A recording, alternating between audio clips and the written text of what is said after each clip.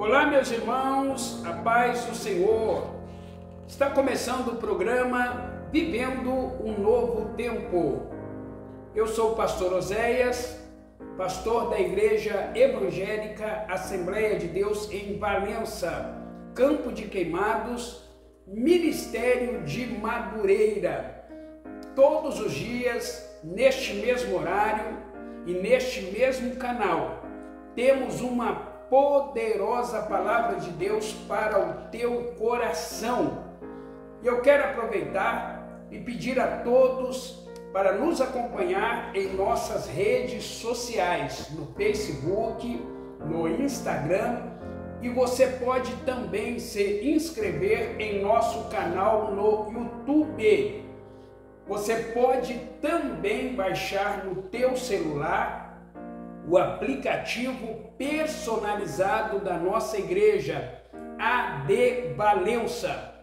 Anota aí para você não esquecer, AD Valença. E por ali você vai acompanhar toda a programação da nossa igreja e receber também todos os dias um conteúdo para a edificação da sua vida espiritual. Vamos meditar na palavra de Deus. O texto que vamos meditar é o mesmo texto que lemos ontem. Estamos fazendo uma série de mensagens sobre este texto e eu gostaria de ler novamente para que a gente possa acompanhar a mensagem. O texto está registrado em 1 Crônicas, no capítulo 28, versículo de número 2. Diz assim: E pôs-se o rei Davi em pé e disse: Ouvi-me, irmãos meus e povo meu. Em meu coração propus eu edificar uma casa de repouso para a arca do concerto e para o escabelo dos pés do nosso Deus. E eu tinha feito o preparo para a edificar. Verso 3. Porém Deus me disse: Não edificarás a casa ao meu nome, porque és homem de guerra e derramaste muito sangue. Verso 4. E o Senhor Deus de Israel escolheu de toda a casa de meu pai, para que eternamente fosse rei sobre Israel, porque a Judá escolheu por príncipe, e a casa de meu pai na casa de Judá, e entre os filhos de meu pai se agradou de mim, para fazer rei sobre Israel. Verso 6. E me disse: Teu filho Salomão, ele edificará a minha casa e os meus átrios, porque o escolhi para filho e eu lhe serei por pai. A temática da mensagem que nós estamos estudando esses dias diz assim: o que fazer diante do chamado do Senhor? Ou, o que você tem feito com o chamado de Deus? Eu sei que cada um de nós temos os nossos dons, talentos e habilidades, cada um tem um ministério específico. O ministério do pastor é diferente do ministério do pregador. O pastor é aquele que prega a doutrina, o pregador prega o avivamento. O pastor se preocupa em trazer reflexão, o pregador se preocupa em trazer alegria. O pastor se preocupa com o futuro, o pregador está focado no presente. O pastor está preocupado com a moral, o pregador está preocupado com o emocional. O pastor se preocupa com a santidade, o pregador com a prosperidade. O pastor se preocupa com o fruto, os pregadores com os dons. O pastor se preocupa em apontar o caminho do céu. O pregador se preocupa em apontar o caminho do sucesso. Mas não importa qual é o teu talento, o teu ministério, se é pastor, se é pregador, se é cantor, se é obreiro, se é um coordenador, se é um líder, não importa. A pergunta é: o que você tem feito com o chamado do Senhor na sua vida? E este texto que nós lemos ele tem algumas lições. Se você não ouviu a primeira mensagem, é importante você ouvi-la para você entender todo o conteúdo desta mensagem. Esta mensagem tem algumas lições preciosas e na primeira parte desta mensagem nós falamos sobre a primeira lição, que diz: cumpra o teu ministério integralmente e seja fiel até o final. A segunda lição, ela diz o seguinte: seja humilde e reconheça a vontade de Deus. O rei Davi estava conversando com o profeta Natã e disse: eu moro em uma casa de cedros, mas a arca da aliança do Senhor se acha numa tenda. Vou construir uma casa magnífica para Deus, vou construir um templo para abrigar a arca da aliança. O profeta Natã, ao ouvir essas palavras do rei, responde: faz tudo quanto está no seu coração, porque Deus é contigo. 1 Crônicas 17:2 diz assim: naquela mesma noite veio a palavra do Senhor ao profeta Natã, dizendo: vai ao meu servo Davi e diz: tu não edificarás a minha casa, o teu descendente, teu filho, a edificará. Primeira pergunta que eu faço para você: se você fosse profeta no lugar de Natã, qual seria o teu comportamento?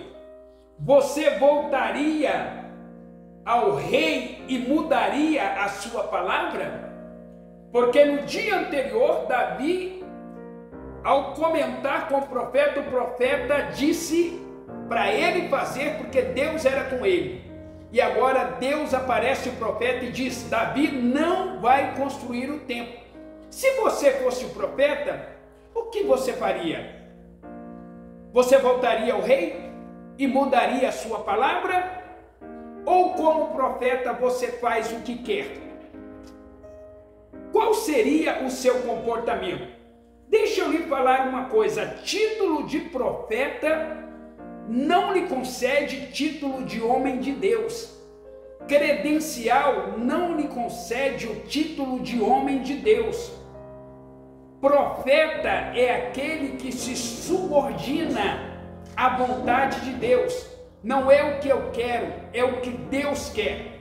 E a segunda pergunta que eu faço é: se você fosse o rei, se você estivesse no lugar do rei, não se esqueça que o rei é soberano e faz o que quer. O rei estava empolgado e recebeu um não de Deus. Como rei, você faria o quê? Aceitaria a vontade de Deus ou como rei você faria o que quer? Qual é o teu comportamento diante da vontade do Senhor quando Ele diz não e você diz sim? Qual é o teu comportamento diante da vontade do Senhor quando você quer e Ele diz não? Quando você diz vou falar e Ele diz não? Quando você diz vou mudar e Ele diz não? Qual é o teu comportamento? É muito comum nós dizermos assim: o meu pastor é o melhor pastor do mundo. É muito comum a gente ouvir essas palavras. Até o teu pastor dizer não para você. O dia que ele disser não para você, eu quero saber se ele continua sendo o melhor pastor do mundo. E não é diferente com Deus. Deus é muito bom, maravilhoso, misericordioso, até o dia que Ele disser não. No dia que Ele disser não, a gente fica moado, fica desanimado, pensa em desistir, pensa em voltar atrás. Mas como você reage diante da vontade de Deus quando a vontade de Deus é contrária à tua vontade? Como é que você se comporta quando Ele diz não é o tempo, não é a hora? Eu me lembro da história de Samuel. Samuel era sacerdote profeta e juiz. Sacerdote, Samuel não tinha o título de rei, mas ele reinava. Samuel não tinha o título de governo, mas ele governava. Porque a época de Samuel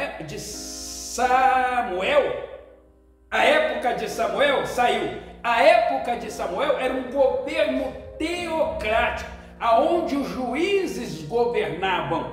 Então quem governava era Samuel. E Deus certo dia apareceu para Samuel e disse: Samuel, você vai ungir Saul rei de Israel. Ué, mas como Saul vai ser rei de Israel se Israel já tem governo que sou eu? Isso significa que eu vou perder o meu cargo, vou perder o meu espaço, vou perder a minha posição? Em parte alguma da Bíblia você vê Samuel reclamando com aquilo que Deus falou. Muito pelo contrário, Samuel sempre apoiou Saul, a ponto de uma determinada vez Deus falar para Samuel: Samuel, até quando você vai ter dó de Saul? Que história é essa? Pastor determina e a gente fica murmurando, fica nos cantos fofocando, não aceito, está errado. Quem nós pensamos que somos?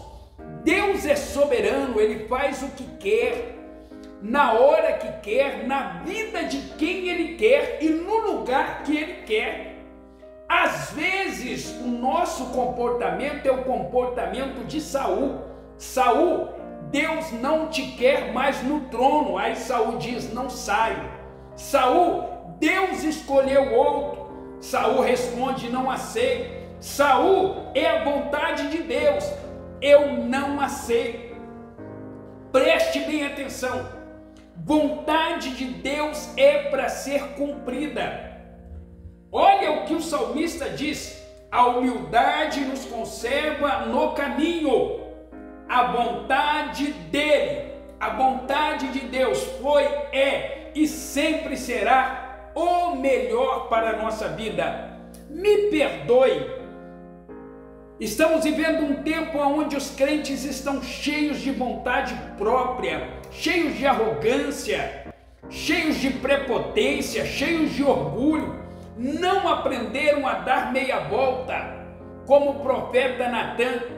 Deus falou, está falado. Não aprenderam a dar um passo atrás. Às vezes somos tupetudos, nariz em pé, e não estamos nem aí para o que Deus falou para a nossa vida.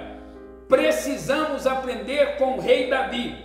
Eu até queria construir o templo, mas Deus não quer. Amém.